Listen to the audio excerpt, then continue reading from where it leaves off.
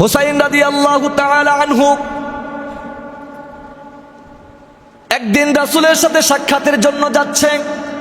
ঠিক ওই সময় পয়গম্বর মসজিদে নববীর মধ্যে সাহাবায়ে কিরামদেরকে নিয়ে তালিম দিচ্ছে। আল্লাহ রাসূল তালিমের মধ্যে মশগুল।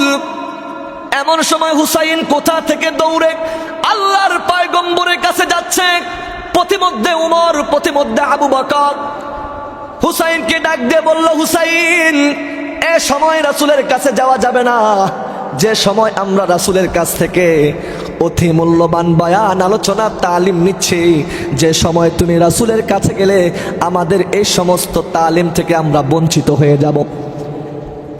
হুসাইন রাগান্বিত হয়ে গেলেন। আবু বকরের কথা মানলেন না। তারপরে উমর দাঁড়িয়ে গেলেন, হুসাইনকে কেন্দ্র করে ডাক দেয়, হুসাইন, এ সময় নবীর কাছে যাওয়া যাবে না। নবী গুরুত্বপূর্ণ তালিমের মাধ্যমে আমাদেরকে নসিহত করতেছে, রাসূলের মূল্যবান কথাগুলো আমরা শ্রবণ করতেছি। হুসাইন রাদিয়াল্লাহু তাআলা আবার রেগে গেলেন। আবু বকরের কথা যা রাগ হইছে, উমরের কথা আরো বেশি রেগে গেলেন। এমন করে এক এক পর্যায়ে সমস্ত সাহাবীরা হুসাইনকে বাধা দিলেন, অ্যাটাক করলেন, যাইতে দেয় না। উমর হুসাইনকে চেপে ধরলেন। হুসাইন যাওয়ার জন্য রাসূলের কাছে ব্যাকুল হয়ে গেলেন। এমন সময় হুসাইন রাগান্বিত হয়ে কষ্টের সাথে আবু বকরকে ডাক দেয়, উমরকে ডাক দিয়ে বলে, নবীর সাহাবীরা শোনো, তোমরা যেই নবীর কাছে যাইতে নিষেধ করতেছো, আমি হুসাইন ওই নবীর চাইতে কম নয়, আমি রাসূলের চাইতে অনেক দিক থেকে অনেক সম্মানিত। কোন সুবহানাল্লাহ। সম্মানিত মুহতারাম হাজিরিন, আল্লাহ তাআলা দুনিয়ার সৃষ্টি এবং দুনিয়ার ধ্বংস, দুনিয়ার সৃষ্টি আল্লাহ তাআলা এই মুহররম মাসের মধ্যেই করেছেন।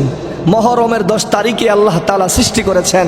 আর বর্ণনার মধ্যে এসেছে যে দুনিয়া একদিন ধ্বংস হয়ে যাবে, কিয়ামত সংগঠিত হবে যেই দিন, সেই দিনটাও হবে মুহররম মাসের 10 তারিখের দিন। কোন সুবহানাল্লাহ। আলহামদুলিল্লাহ, আল্লাহ তাবারক ওয়া তাআলার দরবারে, আল্লাহ সুবহানাহু তাআলার দরবারে, আল্লাহ জাল্লা শানুহুর দরবারে লাখো কোটি শুকর ও সুজুদ। আল্লাহ রাব্বুল আলামিন আমাদেরকে প্রতি জুমার ন্যায় অধ্যকার জুমার নামাজে আসার, বসার, অতঃপর এলাকার অসংখ্য হাজার অগণিত মানুষের ভিতর থেকে রব্বে কারিম আমাকে আপনাকে ছাঁটাই করে, বাছাই করে, কবুল করে, মোহাব্বত করে, ভালোবেসে নির্বাচন করে আল্লাহ তাআলার ঘর মসজিদে আসার, বসার, অতঃপর আল্লাহ তাআলার কালামের কথা, রাসূলুল্লাহ সাল্লাল্লাহু আলাইহি ওয়াসাল্লামের অমীয় বাণী, হাদিসে নববীর কথা আল্লাহ রাব্বুল আলামিন আমাকে আপনাকে শোনার, বলার তৌফিক দান করেছেন। আমরা সকলে মহান রব্বে কারিম, মহিয়ান, গরিয়ান, সর্বশক্তিমান আল্লাহ জাল্লা শানুহু, আল্লাহ সুবহানাহু তাআলার দরবারে এই নিয়ামতের শুকর আদায় করছি। সকলে জবান খুলে মুহাব্বতে আল্লাহ তাআলার দরবারে কৃতজ্ঞতা আদায় করি। সকলে জবান খুলে বলি আলহামদুলিল্লাহ। অতঃপর অসংখ্য দরুদ ও সালাম আদায় করছি মানবতার মুক্তির দূত সাইয়্যিদুল মুরসালিন, খাতামুন নবিয়্যিন, শাফিঈল মুজনামিন, রাহমাতাল লিল আলামিন, প্রিয় নবী, পেয়ারা নবী, হাবিবে কিবরিয়া, ইমামুল আম্বিয়া, ইমামুল মুরসালিন, সাইয়্যিদুল মুরসালিন, সরকারে দু আলম, সরদারে দু আলম, মানবতার মুক্তির দিশারি, দু জাহানের নবী, দু জাহানের বাদশা নবী, দয়ার নবী, মায়ার নবী, করুণার ছবি, উম্মতের কান্ডার, রহমতের ভান্ডার, নবীদের সর্দার আল্লাহ রাব্বুল আলামিন আসমানের রহমত, জমিনের রহমত, দুনিয়ার কল্যাণের জন্য, দুনিয়ার পথ হারা মানুষকে সঠিক পথের সন্ধান, সঠিক পথের রাস্তা প্রদর্শন করার জন্য আল্লাহ রাব্বুল আলামিন হিদায়াতের মাধ্যম হিসাবে যেই নবীকে দুনিয়ার মধ্যে প্রেরণ করেছেন, আমরা সেই নবীর সৌভাগ্যবান উম্মত হতে পেরেছি।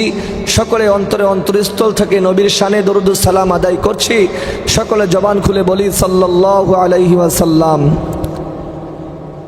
সম্মানিত মুহতারাম হাজিরিন, যে সময় আপনি আমি আল্লাহর ঘরের মেহমান, যে সময় আপনি আমি আল্লাহ তাআলার ঘরে এসেছি, আল্লাহ রাব্বুল আলামিন সে সময় আল্লাহ তাআলার অগণিত বান্দাকে এই দিনের নিয়ামত থেকে মাহরুম করেছেন। দিনের কাজ, আল্লাহর হুকুম, আল্লাহর ইবাদত থেকে তাদেরকে দূরে রেখেছেন। যে নিঃসন্দেহে বলা যায় আল্লাহ রাব্বুল আলামিন আমাদের দিকে আল্লাহ তাআলা রহমতের দৃষ্টি প্রদর্শন করেছেন। আল্লাহ তাআলা আমাদের দিকে আল্লাহ তাআলা ন্যাক দৃষ্টি তাকিয়ে আমাদেরকে আপন দয়ায় মায়ায় আল্লাহর ঘরের মেহমান করেছেন। আমরা সকলে এই নিয়ামতের আরেকবার শুকর আদায় করে মহান রবের দরবারে কালিমাতুশ শুকর আদায় করি, বলি আলহামদুলিল্লাহ। সম্মানিত মুহতারাম হাজিরিন, আমরা সকলে অবগত আছি যে আল্লাহ রাব্বুল আলামিন আমাদেরকে দুনিয়াতে প্রেরণ করার পূর্বেই, দুনিয়াতে আসার পূর্বেই আল্লাহ রাব্বুল আলামিন আমাদেরকে দুনিয়াতে আসার পরে মানব জাতি কি করবে, মানব জাতি আল্লাহ তাআলার কতটুকু ইবাদত বন্দেগী করবে, এই মর্মে আল্লাহ রাব্বুল আলামিন মানব জাতিকে সৃষ্টির উদ্যোগ নিলেন যে কিভাবে মানব জাতি আল্লাহ তাআলার ইবাদত বন্দেগী করবে। আর মানবকে সৃষ্টি করব কেন, এই লোক দিয়ে আল্লাহ তাআলা বলতেছেন ওয়ামা খালাকাতুল জিন্না ওয়াল ইনসা ইল্লা লিয়াবুদুন। আল্লাহ বলেন আমি মানব জাতিকে সৃষ্টি করেছি আর জিন জাতিকে সৃষ্টি করেছি একমাত্র আমার ইবাদতের জন্য। মানব জাতির পূর্বে এই পৃথিবীর মধ্যে বিচরণ ছিল, পৃথিবীর মধ্যে চলমান ছিল, পৃথিবীর মধ্যে চলাফেরা করত, দুনিয়ার মধ্যে বসবাস করত। আল্লাহ তাআলার আরেকটা সৃষ্টি জাতি, যেই জাতিটা হলো জিন জাতি, তাদের ইবাদত বন্দেগী আল্লাহ তাআলার নৈকট্য হাসিল করতে পারে নাই, তারা আল্লাহর সন্তুষ্ট অর্জন করতে পারে নাই। তাদের প্রতি আল্লাহ মনক্ষুণ্ণ থাকার কারণেই আল্লাহ তাআলা চিন্তা করলেন আমি পরবর্তীতে আরেক জাতিকে সৃষ্টি করব, যেই জাতি সর্বদা আমার ইবাদত বন্দেগীর সাথে মশগুল থাকবে। কোন সুবহানাল্লাহ।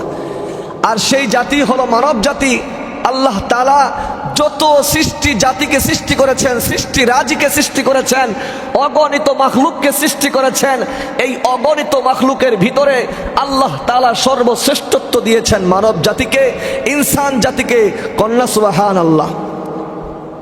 এই জন্যই বলা যায় প্রিয় ভাইয়েরা, আল্লাহ তাআলা মানব জাতিকে সৃষ্টি করেছেন একমাত্র শুধুমাত্র কেবলমাত্র আল্লাহ তাআলার ইবাদতের জন্য। আল্লাহর ইবাদত বন্দেগী, আল্লাহর হুকুম আহকাম বিধিবিধানকে মেনে চলার জন্য যে উপক্রম দরকার, যে উপকরণ দরকার, যেই ক্যাটালগ, যেই বিষয় দরকার, সেটা কোরআন এবং রাসূলের মাধ্যমে আল্লাহ তাআলা মানব জাতির জন্য প্রেরণ করেছেন। কারণ আল্লাহর প্রত্যেকটা হুকুম কোরআনের মাধ্যমে রাসূল মানুষের কাছে উম্মতের নিকট দাওয়াতি কাজের সাথে মেহনত করবে। আর এই কোরআন এবং রাসূলের ভবিষ্যৎ রাসূল সাল্লাল্লাহু আলাইহি ওয়াসাল্লাম এবং কুরআনুল হাকিম হলো মানব জাতির জন্য বড় নিয়ামত। মানব জাতি কিভাবে ইবাদত বন্দেগী করবে, কিভাবে আল্লাহর হুকুম পালন করবে, তা কিভাবে করবে, কিভাবে সত্য পথ অনুকরণ করবে, এটা দেখানোর জন্যই আল্লাহ রাব্বুল আলামিন, আল্লাহ তাআলা আমাদের জন্য কুরআনুল হাকিম এবং রাসূল সাল্লাল্লাহু আলাইহি ওয়াসাল্লামকে প্রেরণ করেছে। কোন সুবহানাল্লাহ। আমার পঠিত আয়াত আল্লাহ তাআলা বলেন ইন্না ইদ্দাতাশ শুহুর ইনদাল্লাহি ইসনা আশারা শাহরান ফি কিতাবিল্লাহি ইয়াওমা খালাকাস সামাওয়াতি ওয়াল আরদা মিনহা আরবাআতুন হুরুম। আল্লাহ তাআলা বলেন আমি আল্লাহ তাআলা গণনার দিক থেকে, আমি আল্লাহ তাআলা গণনার দিক থেকে মাস সৃষ্টি করেছি 12টা মাস। আল্লাহ তাআলা কয়টা মাস বানাইছে বলেন তো? 12 মাস। তার মধ্য থেকে আমার কাছে সম্মানিত 4টা মাস, আমার কাছে সবচেয়ে সম্মানিত মাস হলো 4টা। এই 4 মাসের মধ্যে একটা মাসের নাম হলো মুহররম মাস। কোন সুবহানাল্লাহ। আল্লাহ রাব্বুল আলামিন আমাদেরকে মুহররম মাসে আল্লাহ পাকের ঘরে উপনীত করেছেন, উপস্থিত করেছেন। আমরা জানি 12 মাসের মধ্যে সর্বপ্রথম আরবি মাসের দিক থেকে, গণনার দিক থেকে প্রথম মাস হলো মুহররম মাস। এটা বলা হয় যে আরবি বছরের প্রথম মাসের সূচনা। আল্লাহ রাব্বুল আলামিন এই প্রথম মাসের আমাদেরকে কিছু ইবাদত বন্দেগী ক্যাটালগের মাধ্যমে আমাদেরকে জানিয়েছেন। আল্লাহ রসুল কোরআন ও সুন্নাহর মাধ্যমে আমাদেরকে প্রদর্শন করেছেন, যা মানব জাতি দেখবে, অনুকরণ করবে, তা মেনে তাদের জীবন পরিচালনা করবে। কোন সুবহানাল্লাহ। সম্মানিত মুহতারাম হাজিরিন, এই মুহররম মাসের 10 তারিখ একটা উল্লেখযোগ্য দিন। এই দিনটা অন্যতম দিন। এই দিনের ফজিলত, এই দিনের মর্যাদা, এই দিনের সম্মান অনেক উঁচু। অন্যান্য দিনের চাইতে সর্বশ্রেষ্ঠ একটি দিনের নাম হলো ইয়াউমুল আশুরার দিন, যেটাকে আমরা বলি যে আশুরা নামে পরিচিত। মুহররম মাসের 10 তারিখ আশুরা নামে পরিচিত। সম্মানিত মুহতারাম হাজিরিন, আল্লাহ তাআলা দুনিয়ার সৃষ্টি এবং দুনিয়ার ধ্বংস, দুনিয়ার সৃষ্টি আল্লাহ তাআলা এই মুহররম মাসের মধ্যেই করেছেন। মুহররমের 10 তারিখে আল্লাহ তাআলা সৃষ্টি করেছেন। আর বর্ণনার মধ্যে এসেছে যে দুনিয়া একদিন ধ্বংস হয়ে যাবে, কিয়ামত সংগঠিত হবে যেই দিন, সেই দিনটাও হবে মুহররম মাসের 10 তারিখের দিন। কোন সুবহানাল্লাহ। শুধু তাই না, আল্লাহ রাব্বুল আলামিন বড় বড় নিদর্শন এই দিনের মধ্যে আল্লাহ তাআলা ঘটিয়েছেন। বড় বড় যেই আশ্চর্যকর জিনিসগুলো, যেই দুনিয়ার যেই বড় বড় কাজগুলো আল্লাহ তাআলা এই মুহররম মাসের 10 তারিখের মধ্যে সংগঠিত করেছেন। সম্মানিত মুহতারাম হাজিরিন, কথা তো দীর্ঘায়িত হবে না, উল্লেখযোগ্য কয়েকটি পয়েন্ট নিয়ে কথা বলার চেষ্টা করবো ইনশাআল্লাহ। 1 নাম্বার হলো যে এই মুহররম মাসে আমাদের করণীয় কি, এই মুহররম মাসে আমাদের জন্য আমলের কি আছে। একদিক থেকে এই মাসটা আমাদের আমলের মাস, একদিক থেকে এই মাসের মধ্যে কিছু ফজিলতপূর্ণ দিন রয়েছে, ফজিলতপূর্ণ আমল রয়েছে। আরেক দিক থেকে দুঃখের বিষয় হলো এই মাসেই আল্লাহ রাব্বুল আলামিন যে আল্লাহ রসুলের প্রিয় সাহাবী, আল্লাহ রসুলের প্রিয় নাতি ইমাম হুসাইন রাদিয়াল্লাহু তাআলা আনহুর শাহাদতের দিন, কারবালার ট্র্যাজেডির দিন, এই দিনটা অত্যন্ত ভারাক্রান্তের দিন। এই মাসের মুহররমের 10 তারিখের দিনটা অত্যন্ত হৃদয় স্পর্শকর একটা দিন। সেদিন প্রত্যেকটা মুমিন মুসলমান ইমাম হুসাইনকে স্মরণ করে থাকে। কথা বলেন ঠিক কিনা? শুধু তাই না, আমি আমার প্রথম যে আমলের দিক থেকে এই মুহররম মাসের প্রথম আমল কি, আল্লাহ রসুল সাল্লাল্লাহু আলাইহি ওয়াসাল্লাম বলেছেন, তোমরা বেশি থেকে বেশি পরিমাণ নফল সিয়াম সাধনা করো, নফল নামাজ আদায় করো, কুরআনুল হাকিমের তিলাওয়াত করো। হাদিসের মধ্যে এসেছে, মুসলিম শরীফের বর্ণনার মধ্যে এসেছে, আল্লাহ রসুল সাল্লাল্লাহু আলাইহি ওয়াসাল্লাম বলেন, আফদালুস সিয়াম বা'দা রমাদান শাহরুল্লাহিল মুহাররম। আল্লাহ রসুল বলেন, রমজান মাসের রোজার পরেই ফজিলতের রোজা হলো শাহরুল্লাহিল মুহাররম, আল্লাহ তাআলার মাস মুহররম মাসের রোজা। কোন সুবহানাল্লাহ। হাদিসের মধ্যে এসেছে, আল্লাহর পয়গম্বর বিশ্বনবী বলেন, ওয়া রমাদানু শাহরুল্লাহ, রমজান মাস আল্লাহ তাআলার বিশেষ একটি মাস। তারপরে বলা হয়েছে শাহরুল্লাহিল মুহাররম, মুহাররম মাসও আল্লাহ তাআলার মাস। কোন সুবহানাল্লাহ। আল্লাহ তাআলার 12টি মাসের মধ্যে আল্লাহ তাআলা রমজান মাসকে বলেছেন আমার মাস, মুহররম মাসকে বলেছেন আমার মাস। মুহররম মাস যেমন দামি মাস, রমজান মাসও তেমন দামি মাস। 12টি মাসের মধ্যে শ্রেষ্ঠ মাস যেমন রমজান মাস, 12টি মাসের মধ্যে সম্মানিত মাসের মধ্যে একটি মাসের নাম হলো মুহররম মাস। আল্লাহ রসুল বলেন, যখন মুহররমের 10 তারিখ তোমাদের মাঝে উপনীত হয়ে যাবে, তোমরা ওই দিন রোজা রাখবে। আফদালুস সিয়ামি বা'দা রমাদান শাহরুল্লাহিল মুহাররম, রমজান মাসের রোজার পরেই মুহররম মাসের রোজার ফজিলত আল্লাহর কাছে অনেক বেশি। কোন সুবহানাল্লাহ। এখন আমরা রমজান মাসে একাধারে রোজা রাখি 1 মাস, তাহলে আমরা মুহররম মাসের রোজা কিভাবে রাখবো? এটাও আল্লাহ রাসূল সাল্লাল্লাহু আলাইহি ওয়াসাল্লাম হাদিসে নববীর মাধ্যমে আমাদেরকে জানিয়ে দিয়েছেন। আমাদেরকে বলেছেন, সিয়ামু আশুরা আহতাসিবু আলাল্লাহি আইয়ুকাফিরাস সানাতাল্লাতী ক্বাবলা। যদি কোনো ব্যক্তি এই আশুরার রোজা রাখে, আমি রসুল আল্লাহ তাআলার কাছে আশাবাদী, আমার উম্মতের জন্য পূর্বের 1 বছরের গুনাহ কাফারা হয়ে যাবে। কোন সুবহানাল্লাহ। আমার উম্মতের জন্য এই আশুরার রোজা হবে 1 বছর পূর্বের গুনার কাফারা। যদি আমার উম্মত এই আশুরার রোজা রাখে, আমি আশাবাদী আল্লাহ রাব্বুল আলামিন আমার উম্মতের 1 বছর পূর্বের গুনাহগুলিকে মাফ করে দিবে। কোন সুবহানাল্লাহ। এখন যদি বলি, ওগো পয়গম্বর, আমরা কিভাবে এই রোজাগুলো আদায় করব? আমরা কয়টা রোজা রাখবো? আর এই রোজার মধ্যে ফজিলত জানলাম 1 বছরের গুনাহ মাফ হয়ে যায়। আর এই রোজার ফজিলত কেমন, এই রোজার মর্তবা কেমন, আল্লাহ রাসূল সাল্লাল্লাহু আলাইহি ওয়াসাল্লাম জানিয়ে দেয়, কানা আশুরা ইউসামু ক্বাবলা রমাদান। ও আমার উম্মতের দল, আল্লাহর নবী পয়গম্বর আরবি, বিশ্ব নবী, মায়ার নবী, করুণার ছবি, উম্মতের কান্নার রহমতের ভান্ডার, নবীদের সরদার, ইমামুল আম্বিয়া, ইমামুল মুরসালিন, সাইয়্যিদুল মুরসালিন, সরকারে দু আলম, মানবতার মুক্তির দিশারি, দু জাহানের বাদশা নবী জানিয়ে দেয়, ও আমার উম্মতের দল শোনে নাও, কানা আশুরা ইউসামু ক্বাবলা রমাদান।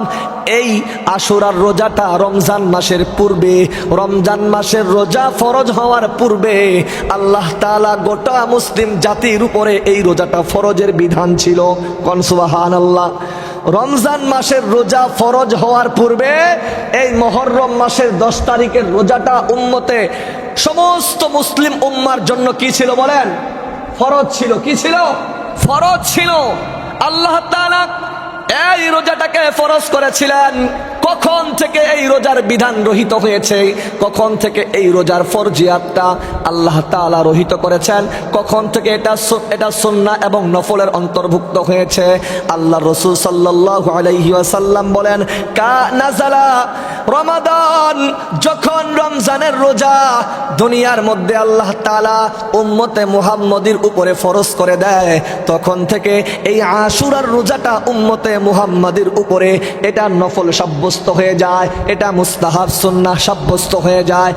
আমাদের রমজানের রোজা আসার আগে যে এই আশুরার রোজা মুহররমের 10 তারিখের রোজার বিধান কি ছিল? ফরজ, আবশ্যিক ছিল, মুসলিম উম্মার জন্য বাধ্যকতা ছিল, বাধ্য ছিল, এটাকে আপনাকে পাবন্দির সহিত আমল করার হুকুম ছিল। কিন্তু রমজানের হুকুম আসার পরে ওই রোজার ওই হুকুমটা হয়েছে সুন্নাহ মুস্তাহাব। কোন সুবহানাল্লাহ। সম্মানিত মুহতারাম হাজিরিন, এখন আমরা কিভাবে রোজা রাখবো? আল্লাহর হাবিব পয়গম্বর বলেন, সিয়ামু ইয়াউমি আশুরা। আল্লাহ তাআলা বলেন সুমু, আল্লাহর হাবিব বলেন সুমু আশুরা ওয়া খালিফু ফীহিল ইয়াহুদা ওয়া সুমু ক্বাবলাহু ইয়াওমা ওয়া বা'দাহু ইয়াওমা। যে আমরা রোজা কিভাবে রাখবো, কয়টা রোজা রাখবো, এই ব্যাপারে হাদিসে নববীর পরিভাষায় আল্লাহর পয়গম্বর বিশ্ব নবী জানিয়ে দেয়, তোমরা ইয়াহুদীদের সাথে সদৃশ্য করে, তোমরা ইয়াহুদীদের সম্পৃক্ত রেখে ইয়াহুদীদের মতো তোমরা এই আশুরার রোজাকে রাখিও না, তোমরা তাদের উল্টো করো, তাদের বিপরীত পথ অবলম্বন করো। আমরা জানি গোটা পৃথিবীর মধ্যে আল্লাহর সৃষ্টি জাতির মধ্যে সবচাইতে নিকৃষ্টতম জাতির নাম হলো ইয়াহুদী জাতি। তারা মুসলমানের যেমন শত্রু, বিশ্ব মুসলমানের কাছে তারা কুখ্যাত, তারা নরপিশাচ, তারা সারা পৃথিবীর জন্য সন্ত্রাস হিসেবে চিহ্নিত, তারা সারা পৃথিবীর মানুষের কাছে একদম তারা কি ফ্যাসিস্টের মতো, তারা জালিম হিসেবে সারা বিশ্ব বিখ্যাত। কথা বলেন ঠিক কিনা? ইহুদিরা ফিলিস্তিনের জমিনের মধ্যে আসার পূর্বে তাদের অস্তিত্ব, তাদের সুনাম সুখ্যাতি তেমন ছিল না। তারা ছিল যাযাবরের মতো ঘুরে বেড়াতেন। তাদের নিজস্ব কোনো দেশ ছিল না, নিজস্ব ভূখণ্ড ছিল না, নিজস্ব জায়গা ছিল না। তাদেরকে আশ্রয় দিয়েছে, তাদেরকে জায়গা দিয়েছে, তাদেরকে থাকার জায়গা দিয়েছে, তাদেরকে আশ্রয় দিয়ে তাদেরকে মানবতার যে দৃষ্টান্ত স্বরূপ তা নিদর্শন হিসাবে মুসলিম উম্মাহ পৃথিবীর মধ্যে কি করেছেন? দৃষ্টান্ত দেখিয়েছেন। কিন্তু ওই সমস্ত কুখ্যাত ইহুদি, ওই সমস্ত ইহুদি জালেম সম্প্রদায়রা ফিলিস্তিনের জমিনে মুসলমানদের আশ্রয়স্থলে থেকে আজকে মুসলমানদেরকে হত্যা করতেছে। কথা বলেন ঠিক কিনা? সম্মানিত মুহতারাম হাজিরিন, এই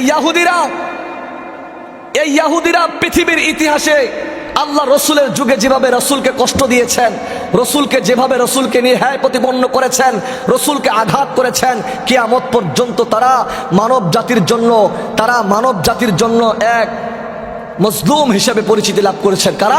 তারা কখনো মানুষের বন্ধু হতে পারে না।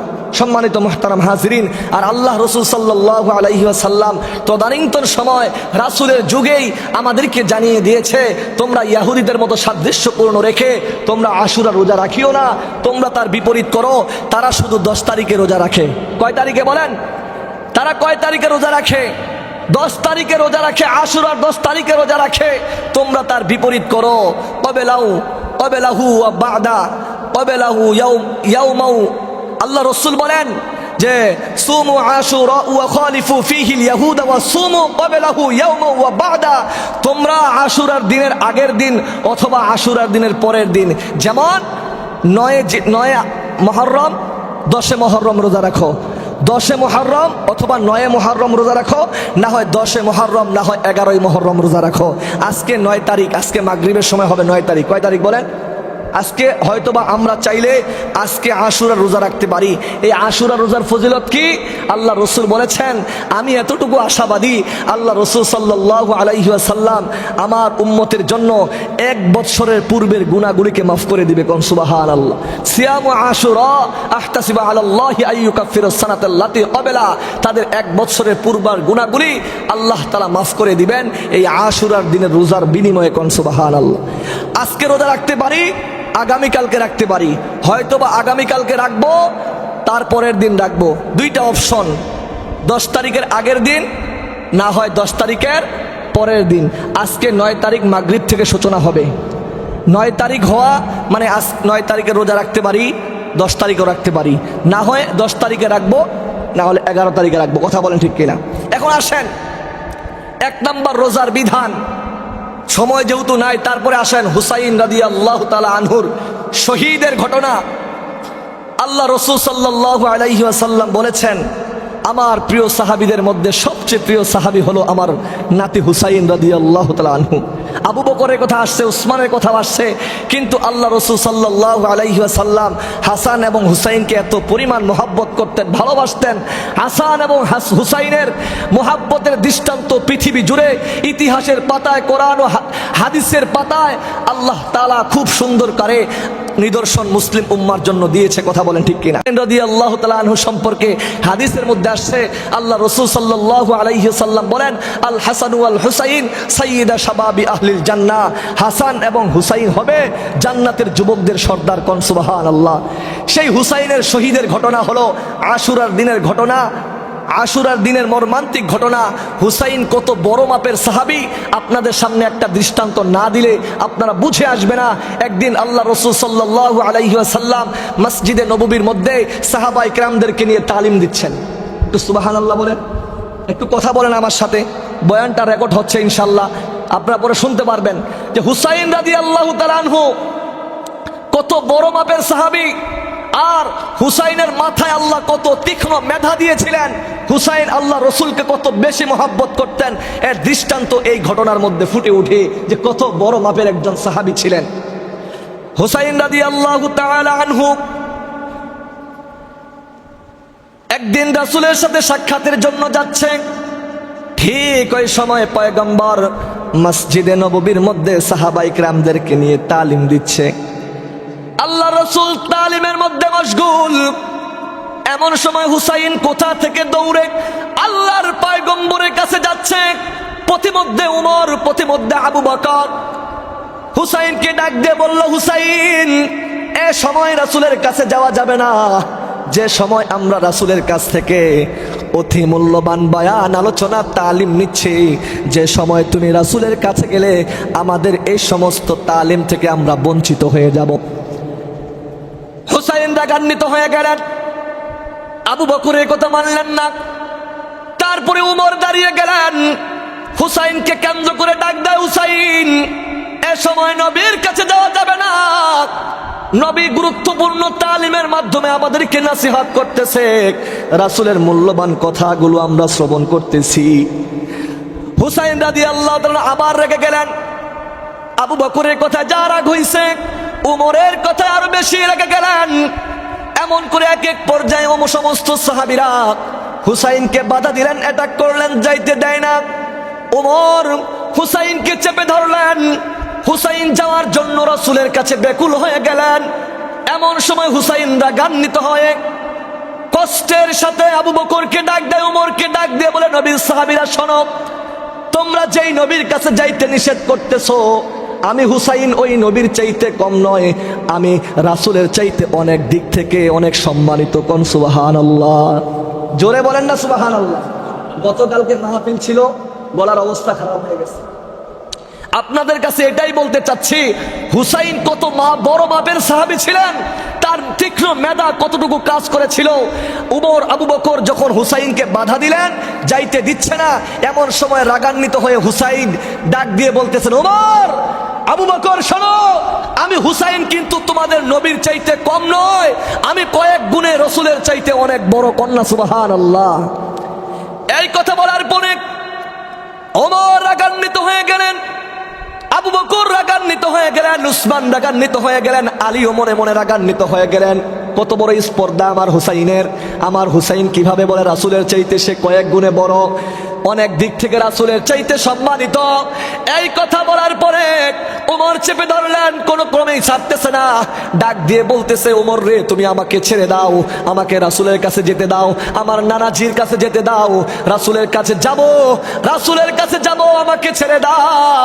কোন ক্রমেই যখন ওমর ছাড়তেছে না, এক পর্যায়ে ওমরকে বলতেছেন, ওমর রে তুমি যদি জানতে চাও আমি রাসূলের কোন দিক থেকে বড়, আমি তোমাদেরকে জানাইতে পারি, কিন্তু আমাকে রাসূলের কাছে যেতে দাও। ওমর তখন রাগান্বিত হয়ে বলল, ও ভাই আলী, তোমার সন্তানকে সাবধান করে দাও, তোমার সন্তান যদি এই কথাকে কি না করতে পারে, সত্যি করতে না পারে, তোমার সন্তান যদি রাসূলের চাইতে বড় এই কথাটাকে প্রুভ করতে না পারে, তাহলে কিন্তু আমি ওমর তোমার সন্তানকে দুনিয়া থেকে বিদায় করে দিব। এক পর্যায়ে রাসূল এই সুন্দর দৃশ্য দেখতেছে, তাদের সাহাবায়ে কিরাম এবং হুসাইনের কথোপকথন শুনতেছে। আল্লাহর রাসূল বললেন, ও আমার সাহাবীরা, আমার নাতিকে ছেড়ে দাও, আমার নাতিকে আমার কাছে আসতে দাও, হুসাইনকে আমার কাছে আসতে দাও। হুসাইনকে যখন আসতে বলা হলো, রাস্তা ছেড়ে দিলেন, রাস্তা করে দেওয়া হলো, রাসূলের কাছে গেল, যাওয়ার পরে বলতেছে, ও নানাজি, আপনার সাহাবীরা আমি হুসাইনকে চিনতে পারে নাই, না চিনার কারণে আপনার কাছে আসতে দেয় নাই। ওগো নানাজি, আমি কিন্তু আপনার চাইতে কয়েক গুণে বড়। কোন সুবহানাল্লাহ। তখন সাহাবায়ে কেরামরা বলল, ইয়া রাসূলুল্লাহ, হুসাইনকে বলতে বলেন সে কোন দিক থেকে আপনার চাইতে বড়। হুসাইনকে রাসূল বললেন, হুসাইন বলো তুমি কোন দিক থেকে আমার চাইতে বড়। তখন বলতেছে, কথা সংক্ষিপ্ত করে দিচ্ছি যেহেতু সময় সংকীর্ণ, এক নাম্বার প্রশ্ন বলে, ইয়া রাসূলুল্লাহ, আমি আপনার কাছে কয়েকটা প্রশ্ন করব, ওই কয়েকটা প্রশ্নের অ্যান্সার আমি হুসাইনকে দিতে হবে। আল্লাহ রাসূল বলল, তোমাকে প্রশ্ন করার হুকুম দিয়ে দিলাম। বলতেছে, ইয়া রাসূলুল্লাহ, নানাজি বলেন তো আপনার বাবার নাম কি? আল্লাহু আকবার। বলতেছে, নানাজি আপনার বাবার নাম কি? বিশ্বনবী পয়গম্বর আরবি রাহমাতাল লিল আলামিন বলতেছে, হুসাইন রে, আমার বাবার নাম তো সবাই জানে, আমার বাবার নাম হলো আব্দুল্লাহ। বলেন নবীজির বাবার নাম কি? তখন পাল্টা প্রশ্ন করলেন হুসাইন, ডাক দিয়ে বলতেছে, জানলাম আপনার বাবার নাম আব্দুল্লাহ, কিন্তু আপনার কাছে জানতে চাই, বলেন তো ইতিহাসের পাতায়, কোরআন ও হাদিসের পাতায়, ইতিহাসের পাতায় আল্লাহ কি বলেছে আপনার পিতা জান্নাতি হবে না জাহান্নামী হবে? আপনার বাবা যে জান্নাতি না জাহান্নামী, এই কথাটা কোরআন হাদিসে লেখা আছে নাকি? বলতেছে, না না, আল্লাহ তাআলা চাইলে আমি নবীর উসিলায় আমার বাবাকে জান্নাত দিতে পারে, কিন্তু কোরআন ও হাদিসে লেখা নাই। সুবহানাল্লাহ বলেন। ইয়া রাসূলুল্লাহ, আপনার সাহাবীদেরকে শুনতে বলেন, আর আপনি ভালো করে শুনে নেন, আমার পিতার নাম হলো আসাদুল্লাহিল গালিব, আমার পিতা হলো আনা মাদিনাতুল ইলমুন ওয়া আলিয়ুন বাবুহা। আপনি তো বলেছেন আপনি হলেন ইলমের শহর, আর আমার পিতা হলো ইলমের দরজা, আমার বাবা ছাড়া ইলমের দরজা খুলবে না। সুবহানাল্লাহ। আর আমার বাবা এমন একজন বাবা, আমার বাবা সমস্ত কাফের ফুজ্জারদের জন্য আসাদ হিসেবে প্রেরণ হয়েছে। আপনি তো বলেছেন আমার বাবা হলো সমস্ত বেঈমানদের জন্য সিংহ যোদ্ধা হিসাবে দুনিয়ার মধ্যে প্রেরণ করা হয়েছে। আর আমার বাবা সাধারণ বাবা না, যাকে আল্লাহ তাআলা দুনিয়ার মধ্যে আশারায়ে মুবাশশারা জান্নাতের সার্টিফিকেট প্রাপ্ত 10 জন সাহাবীর মধ্যে আমার বাবাকে একজন সাহাবী হিসাবে আল্লাহ কবুল করেছে। কোন সুবহানাল্লাহ। এখন সাহাবীদেরকে ডাক দিয়ে বলতেছে, হুসাইন, ও নবীর সাহাবীরা, ও নানাজির সাহাবীরা, শোনো, বাবার দিক থেকে কে শ্রেষ্ঠ বলো? বলতেছে, হুসাইনের কথা শুনে তারা তাজ্জব হয়ে গেলেন, অবাক হয়ে গেলেন, তারা চিন্তিত হয়ে গেলেন। ডাক দিয়ে বলতেছে, হুসাইন রে, তুমি বাবার দিক থেকে তুমি শ্রেষ্ঠ। কোন সুবহানাল্লাহ। আমি তো বলেছিলাম আমি কয়েক গুণে রাসূলের চাইতে দামি। সুবহানাল্লাহ। এখন বাবার দিক থেকে নবী দামি না, বাবার দিক থেকে হুসাইন দামি। কোন কে দামি? হুসাইন দামি। এই কথা শোনার পরে উমরের মুখটা মলিন হয়ে গেল। সঙ্গে সঙ্গে ভুল বুঝতে পারলেন, আবু বকর বুঝতে পারলেন, উসমান আলী বুঝতে পারলেন। এখন 2 নাম্বার প্রশ্ন, আল্লাহ রসুল বলতেছে হুসাইন রে তোমার 2 নাম্বার কি প্রশ্ন করতে পারো? কয় 2 নাম্বার প্রশ্ন হলো, নানাজি বলেন আপনার মায়ের নাম কি? আল্লাহু আকবার বলেন না কেন? একটু সময় হয়ে যাচ্ছে, একটু মনে কিছু নিয়েন না। যে 2 নাম্বার প্রশ্ন হলো, ও নানাজি, ও বিশ্ব নবী, আপনার মায়ের নাম কি? বলতেছে আমার মায়ের নাম সবাই জানে আমেনা, আমার মায়ের নাম আমেনা। ডাক দিয়ে বলতেছে নবী গো বলেন তো আপনার মা জান্নাতি না জাহান্নামী? আপনার মা জান্নাতের সার্টিফিকেট পাইছে কি পায় নাই? বলতেছে না না, আমার মা জান্নাতে যাবে কিনা, আমার মা হয়তোবা আমি রসুলের খাতিরে আল্লাহ তাআলা জান্নাত দিবে। কয়েকজন বলতেছে ইয়া রাসূলুল্লাহ শুনেন শুনেন শুনেন শুনেন, আমার মায়ের নাম কি? আমার মায়ের নাম হলো খাতুনে জান্নাত ফাতেমাতুজ জোহরা রাদিয়াল্লাহু তাআলা আনহা। আপনি তো বলেছেন আল ফাতিমাতু সাইয়্যিদাতু নিসাই আহলিল জান্নাহ, জান্নাতের মহিলাদের সর্দার হবে আমার মা ফাতেমা। আল্লাহু আকবার বলেন। আপনি তো বলেছেন আমার মা জান্নাতের মহিলাদের সর্দার। ওগো পয়গম্বর, আপনার সাহাবীদেরকে জানিয়ে দেন, আপনার সাহাবীদেরকে জানিয়ে দেন তারা কেন আপনার কাছে আমাকে আসতে দেয় নাই। এখন বলেন মায়ের দিক থেকে আপনি শ্রেষ্ঠ না আমি হুসাইন শ্রেষ্ঠ? মায়ের দিক থেকে আপনি দামি না আমি হুসাইন দামি?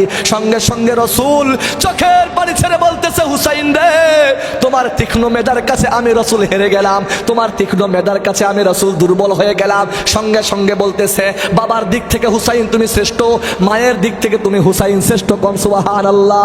আল্লাহ রসুল বললেন হুসাইন 3 নম্বর কি প্রশ্ন করো? 3 নম্বর প্রশ্ন করলেন। হুসাইন ডাক দিয়ে বলতেছে ওগো পয়গম্বর, ওগো নানাজি আপনি বলেন আপনার নানার নাম কি? আল্লাহু আকবার কয় না, বলে আপনার নানার নাম কি? বলে আমার নানার নাম ওয়াহাব জোহরি। নবীর নানার নাম কি? ওয়াহাব জোহরি। ওয়াহাব জোহরি বলতেছে শুনেন আপনার নানা জান্নাতি না জাহান্নামী, এই কথা কি আল্লাহ তাআলা বলেছে? বলে না, আমার নানা জান্নাতি না জাহান্নামী এই কথা আল্লাহ বলে নাই, কিন্তু আমি জানি হয়তোবা আমি রসুলের খাতিরে, আমি বিশ্ব নবী হওয়ার কারণে আমার নানাকে আল্লাহ মাফ করে দিবেন। সুবহানাল্লাহ বলে না। তখন বলতেছি ইয়া রাসূলুল্লাহ এখন বলেন আমার নানার নাম কি? আমি হুসাইনের নানার নাম হলো মানবতার মুক্তির দূত সাইয়্যিদুল মুরসালিন খাতামুন নবিয়্যিন, প্রিয় নবী, পিয়ারা নবী, হাবিবে কিবরিয়া, ইমামুল আম্বিয়া, ইমামুল মুরসালিন, সাইয়্যিদুল মুরসালিন, সরকারে দু আলম, মানবতার মুক্তির দিশারি, দু জাহানের বাদশা নবী, শাফায়াতের কান্ডারি, শাফায়াতে আকবর নবী। আল্লাহ তাআলা আসমানের জন্য রহমত, জমিনের জন্য রহমত যেই নবীকে করেছেন তিনি হলেন আমার নানাজি। আল্লাহু আকবার বলেন। তিনি হলেন আপনার আমার নানা, আপনি হলেন আমার নানা। এখন বলেন তো আমার নানা জান্নাতি না জাহান্নামী? বলে আমার নানা জান্নাতে না যাওয়া পর্যন্ত জান্নাতের দরজাই খুলবে না। আমার নানা তো দূরের কথা, আমার নানার উম্মত যতক্ষণ পর্যন্ত জান্নাতে যাবে না অন্যান্য নবীর উম্মত গুলো ততক্ষণ পর্যন্ত জান্নাতের ঘ্রাণও পাবে না। সুবহানাল্লাহ বলেন। আমার নানা হলো মুহাম্মদুর রাসূলুল্লাহ সাল্লাল্লাহু আলাইহি ওয়াসাল্লাম। ইয়া রাসূলুল্লাহ আপনি বলেন নানার দিক থেকে কে শ্রেষ্ঠ? হুসাইন তুমি শ্রেষ্ঠ। বাবার দিক থেকে আমি হুসাইন শ্রেষ্ঠ, মায়ের দিক থেকে আমি হুসাইন শ্রেষ্ঠ, নানার দিক থেকে আমি হুসাইন শ্রেষ্ঠ। এই জন্যই তো আমি আপনার সাথে বলেছি, বলতে চাই নাই রাসূলের সম্মানের দিকে তাকাইয়া বলতে চাই নাই যে আমি রাসূলের চাইতে কয়েক গুণে বড়। কেন বললাম? এই কারণেই বলছি যে আপনার সাহাবীরা আপনার সোহবত আমাকে নিতে দেয় নাই। সুবহানাল্লাহ বলেন। এই জন্য